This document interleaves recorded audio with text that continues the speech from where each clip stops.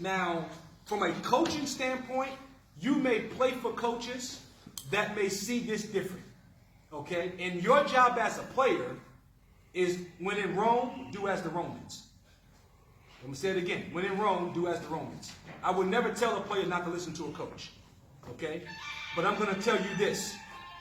Okay? In my career, I hit 375 on 0-0. You know why? Because I left the on-deck circle looking for a fastball. I left the on-deck circle looking for a fastball. You have to be ready to hit 0-0. Most pitchers, they're trying to get 0-1. Most hitters, we either want to get the pitch we want 0-0, or I want to be 1-0. So when I say leave the on-deck circle looking for a fastball, if you get that ball on the tee where you put the tee at, you can't take that pitch. You can't. You got to drive it. Now, some people would say, well, no, don't swing early in the count, make the pitcher work. Let me tell you this. If you call yourself making John Smoltz work, you're going to get 2 fastballs, and then here comes a slider. It's going to be good night, Irene. You better be ready to hit the fastball. Okay? I say this about people who take fastballs for called strikes. They will soon be swinging at breaking balls out of the zone.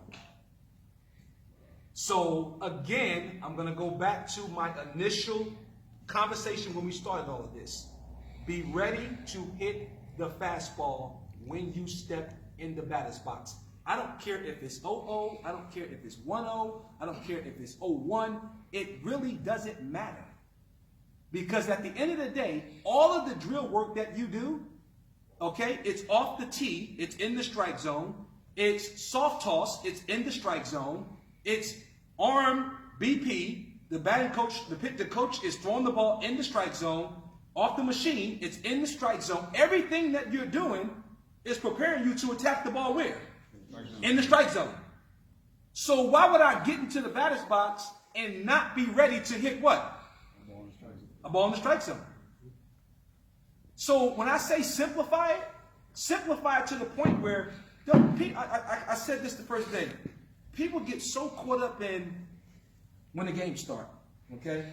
Well, it's my foot right, it's my hands, I set this way, or none of that matters. It doesn't.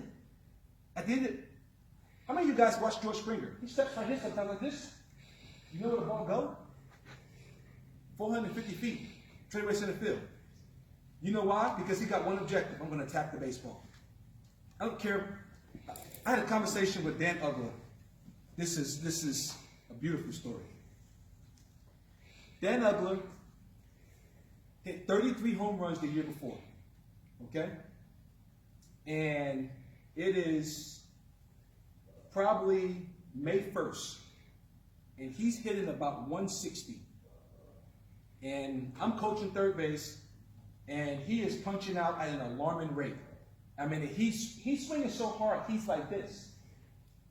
And they're throwing a slider after slider away.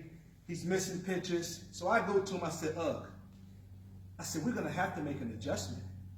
And he said, Bo P, is 30 of them dumb enough? And he said, is 30 of them dumb enough? He said, it's only May 1st. He said, check back with me in September. I learned something that day. What Dan Ugler realized is this. I'm paid to hit the ball to the people. Okay? If I start looking for something that I'm really not good at hitting, I'm not going to be the productive player that I can be. Okay? He hits 30 home runs again.